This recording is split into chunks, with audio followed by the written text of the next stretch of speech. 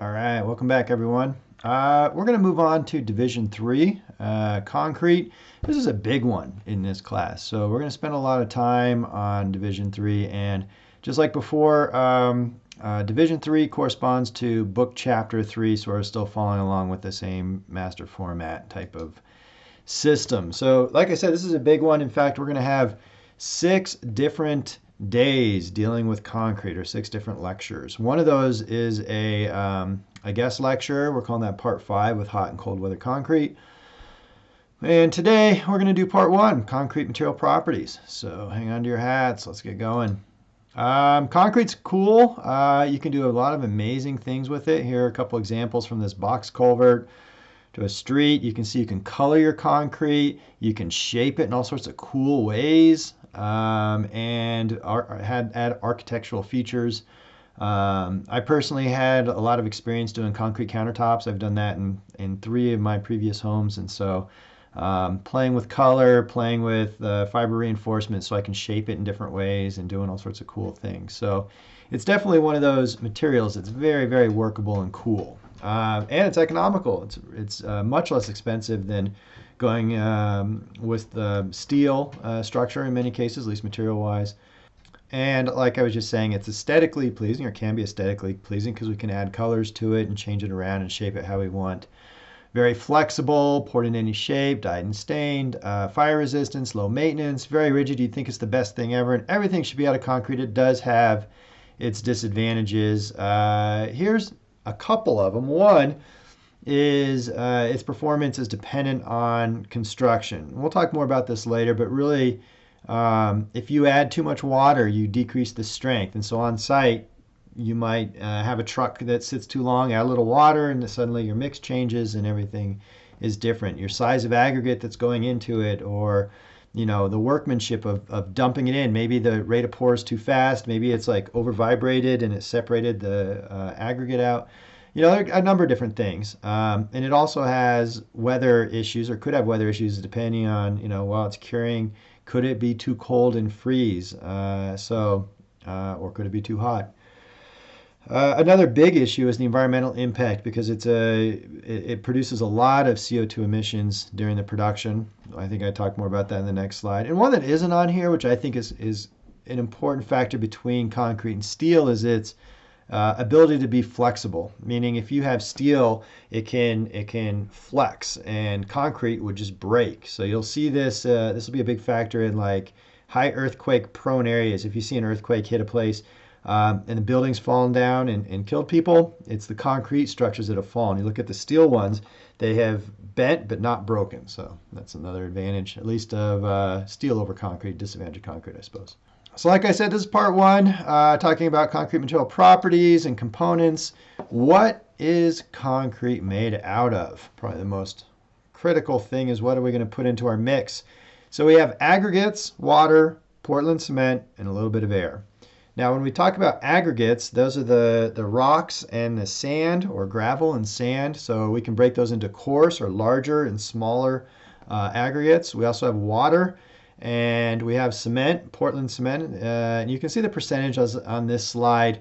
The actual Portland cement, 7 to 15%, but most of us end up thinking that cement is the primary driver here, but really it's the aggregates. And so that's everything that's in there. Definitely keep this straight. There is a difference between cement and concrete. My wife mixes this up all the time. She might talk about a cement swimming pool or something. It's like, oh, it drives me crazy. But really, cement is just one ingredient. It's the glue that's binding the whole thing together. But concrete is the entire mixture. And that's normally what you're seeing out there on sidewalks and bridges and roads and whatever else. So along that same lines, so like I said, cement is just that Portland cement. It's a fine powder. That's all it is. If you were to add a little water to that powder, it ends up being like a pasty consistency, and that's what we call cement paste. If we add fine aggregate, meaning the smaller particle sizes, we call that mortar. So you'll see mortar like when you're placing bricks or tile or things like that. And then concrete, of course, also has that coarse aggregate. So that's the difference there. So looking at this cement, it's called Portland cement. It's that fine powder, and as soon as it touches water, it starts a chemical reaction. And that chemical reaction is the key of what is making the concrete. That's what's turning it from a liquid form into a solid, rigid structure. And it is a hydraulic reaction, meaning it hardens as soon as the water reacts, as soon as the water touches the Portland cement. So how do we make the cement? Well, we start with some raw ingredients, limestone, shale, clay, and we grind them all up and crush them into a powder. After we have this powder, we're going to heat it up, and we're going to heat it up to a high 2,700 degrees Fahrenheit, and together it produces this clinker, these I don't know, you can see a picture of them in the slide, right? And that's really where your CO2 is going to be emitted, is during that heating process and taking when you're heating up your limestone, shale, and clay, and you're basically releasing the CO2 within them. After you have the clinker, then you can crush that, add a little gypsum and limestone, and that's where you end up with your Portland cement. So like I said, the big issue is CO2 production during the creation of the cement. And here's a little fact. Producing 1 ton of Portland cement releases 1 ton of CO2. That's a lot of released gas. And it's all occurring, I think I said this before, during that burning phase. Now, if you want to use, the way you can really make this more sustainable is you can use supplementary materials. Don't use Portland cement. There's other things like fly ash, coal ash, slag, or at least it would be less of the Portland cement. So if you can use less Portland cement, then you have to produce less Portland cement. Also, having a better mixed design, a denser mixed design with aggregate and things would help, needing less of the cement. Using less produces less of the CO2 greenhouse gas. When talking about these Portland cements, there's really 5 types that we should be aware of. First type, normal, that's your general purpose cement. That's probably you're most familiar with. You go down to the local Home Depot or Lowe's, buy a bag of cement. It's going to be type 1. Type 2 is it has some sulfate resistance. And what that means is if you are in soil that has a high sulfate concentration or in water, that'll eat away your concrete unless you can have this type 2. Now this is a moderate one. We'll get to type 5. Well, let's jump to type 5 right now. Type 5 is the same thing, but it's high sulfate resistance. So you can see it's the same thing, only it's if you have really high levels of sulfate, once again, in water or in soil, then you'd use a type 5 instead of a type 2. Type 3, high early strength. That's when you're in a time crunch, you need it to set up quickly. Better have your everything in gear, right? So you need to make sure you're on top of it as it's setting, because if you have concrete that's setting too quickly, it can be a nightmare to try and finish it. So keep that in mind if you think that high strength would be really great. We also have a low heat of hydration. So low heat of hydration, when the chemical reaction starts as an exothermic reaction, it's releasing heat. If I have a massive structure like a dam or something, that's a lot of excess heat. And so you could use a type 4, which will produce less heat during the hydration cycle, less of an exothermic reaction. There's a little note down here. There's types 1A, 2A, 3A, and those would have extra air entrapment. So for the normal, the sulfate resistance, high early strength, we may want to add more air in there, which we'll talk a little bit more why we'd want air in our concrete. Our second ingredient, water. So we want a fairly clean water, like potable water, drinkable water.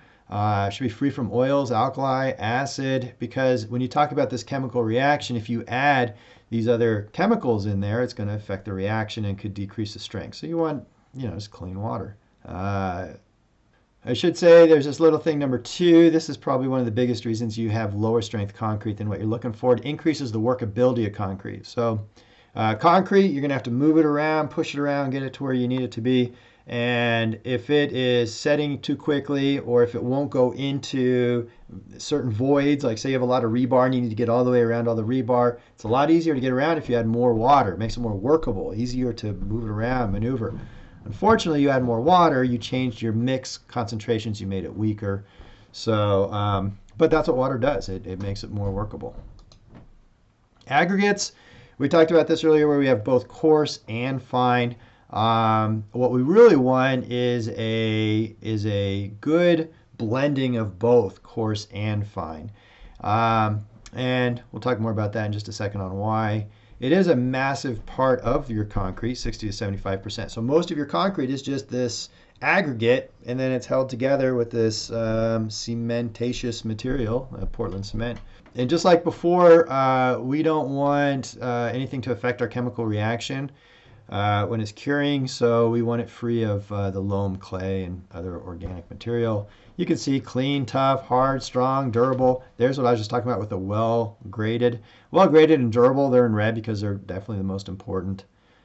So when we talk about coarse aggregate, now we're saying that the aggregate size is between 1/4 inch and 1.5 inches in diameter. So that's our basic particle size. It can be gravel or crushed stone.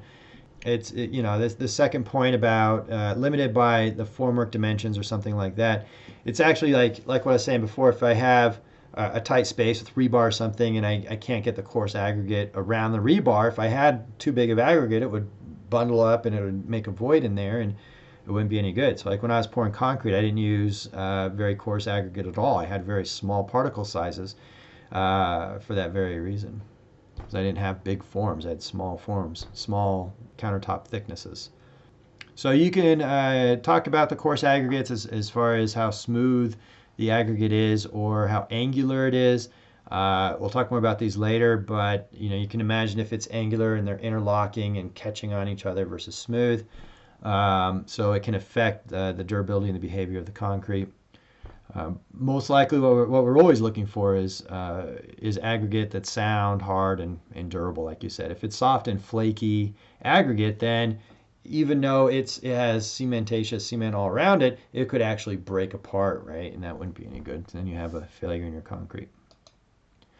On the other side of coarse aggregates, we have fine aggregates, the smaller pieces, right? Sand or other fine aggregates. Now we're talking about they're smaller than 1/4 inch in diameter, and they're filling all those spaces between the larger particles. And you could use a crushed glass or sand or a lightweight aggregate. Lightweight aggregate would give you a lighter weight concrete, which can be preferable because concrete's really heavy. And a lot of times when you're designing a concrete structure, a majority of the weight is, or the majority of the engineering is just holding up the concrete itself. So if you can make a lighter weight concrete, everyone else is happy.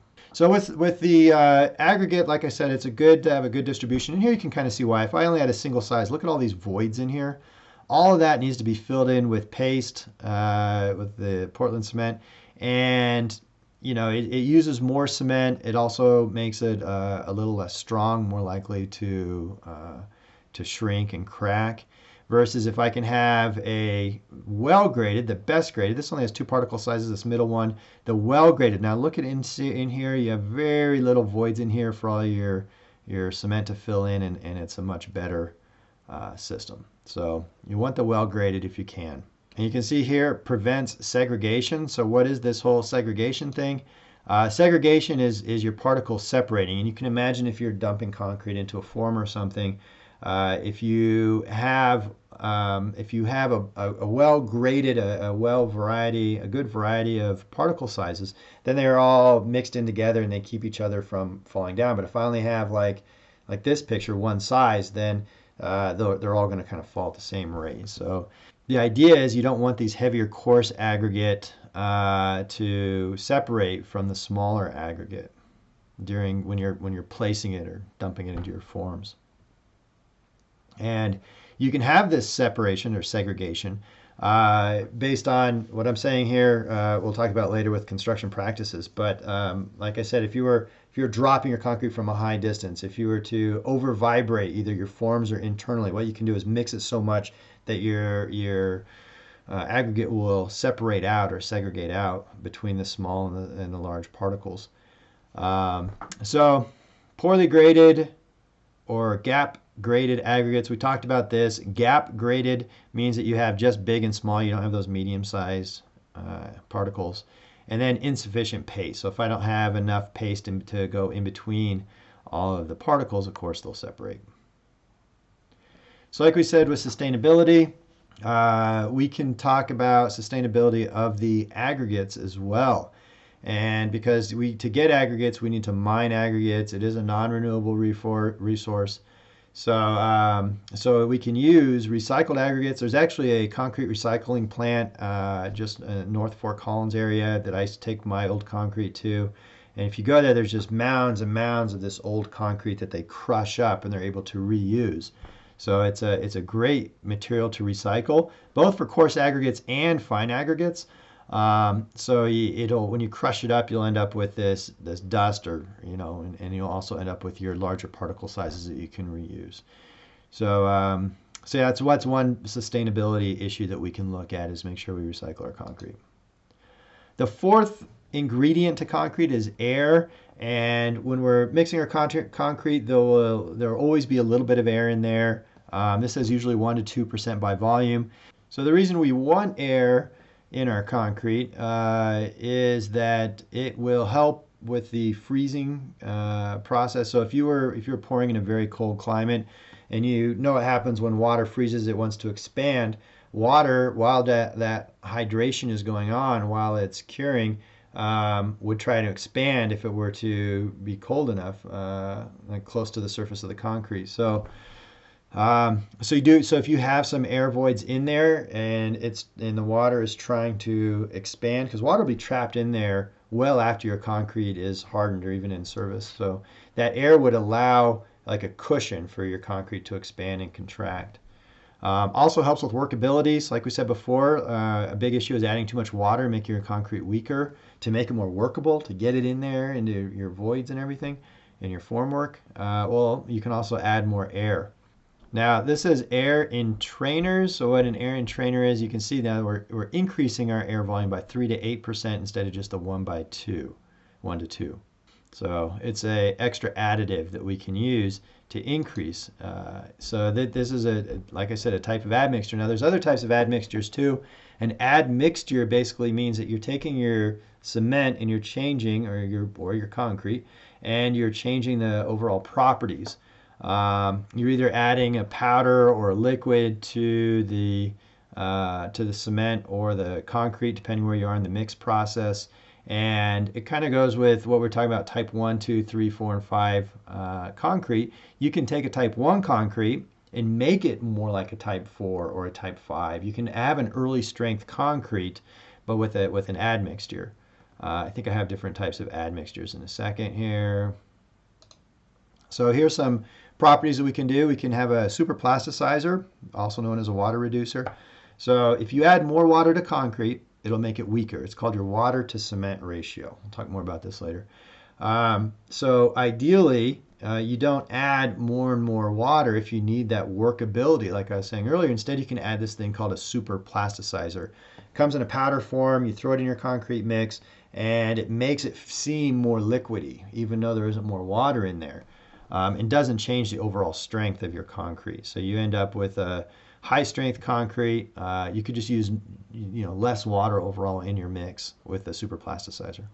Air entraining, we talked about the benefit of having air, cold weather climates, keep it from freezing and thawing. So what we can do with the admixture is it adds it in there. It's almost like a Pepto-Bismol, it creates all these air bubbles. I think I have a slide coming up with that.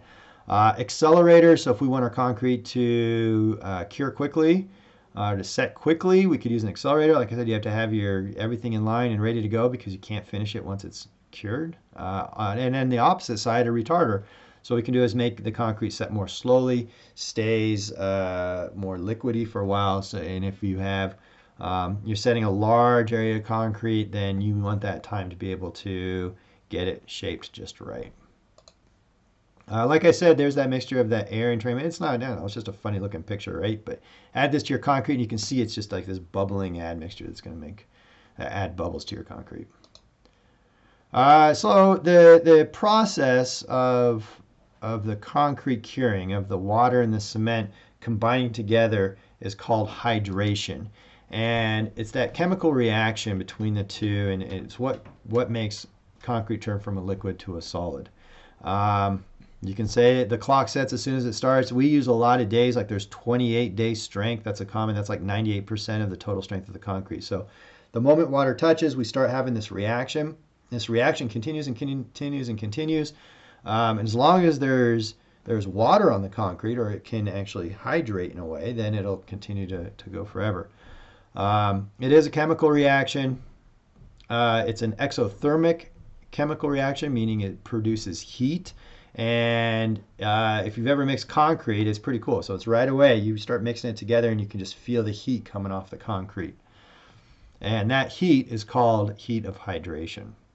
This is when, like it says up here, the clock starts right away. The extent to which the hydration is completed affects strength, durability, concrete density. What that means is where you are in the whole process. How many days old is the concrete?